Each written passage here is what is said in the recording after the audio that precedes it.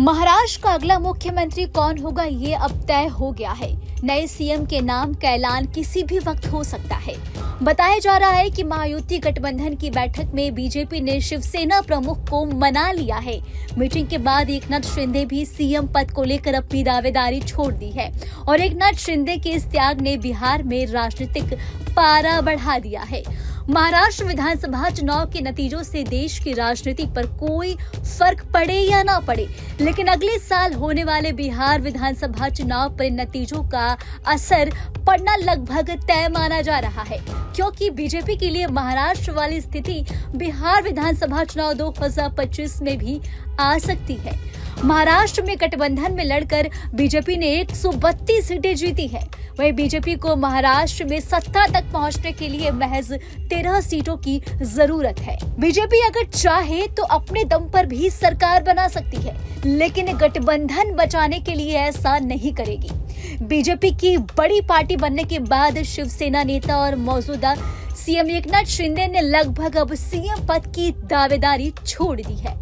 महाराष्ट्र में एक तरफ से एकनाथ शिंदे ने राजनीतिक बम गिरा दिया, तो एक शिंदे के इस फैसले के बाद आने वाले दिनों में बिहार की राजनीति में भी बेचैनी बढ़ सकती है। महाराष्ट्र वाली स्थिति बिहार विधानसभा चुनाव 2025 में मौजूदा सीएम नीतीश कुमार के साथ भी आ सकती है। बिहार विधानसभा चुनाव 2025 में अगर बीजेपी बड़ी पार्टी बनती है तो शायद नीतीश कुमार को सीएम पद पर दावेदारी छोड़ने के अलावा दूसरा कोई विकल्प नहीं बचेगा। महाराष्ट्र में महायुति के दोनों घटक दल एनसीपी अजित पवार और शिवसेना एकनाथ शिंदे गुट के फैसले से कम यही झलक रहा है। बिहार विधानसभा चुनाव 2020 में भी बीजेपी से कम सीट आने के बाद भी जेडीयू ने नेता नीतीश कुमार को सीएम बनाया गया था। महाराष्ट्र चुनाव के ताजा नतीजों के बाद शायद अब बीजेपी के लिए यह फॉर्मूला 2025 में लागू करना इतना आसान नहीं होने वाला है। आपको बता दें कि महाराष्ट्र में बीजेपी सबसे बड़ी पार्टी बन गई है।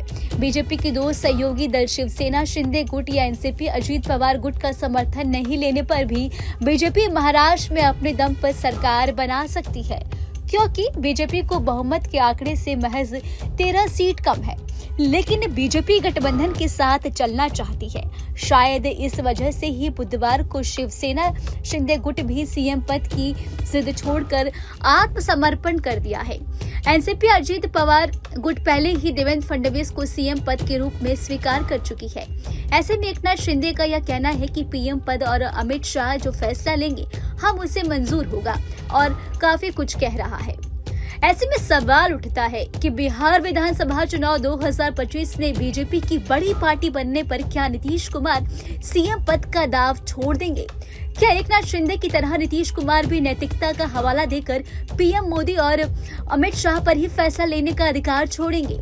जानकारों की माने तो बीजेपी अभी तक देश में जिन राज्यों में अपने दम पर सरकार नहीं बनाई है, उन राज्यों में महाराष्ट्र और बिहार का नाम सबसे ऊपर आता है।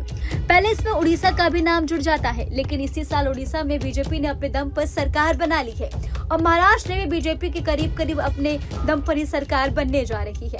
अब बिहार ही एक अकेला राज्य बचा है जिससे बीजेपी साल 2025 में जीतकर अपने दम पर सरकार बनाने का सपना पूरा कर सकती है।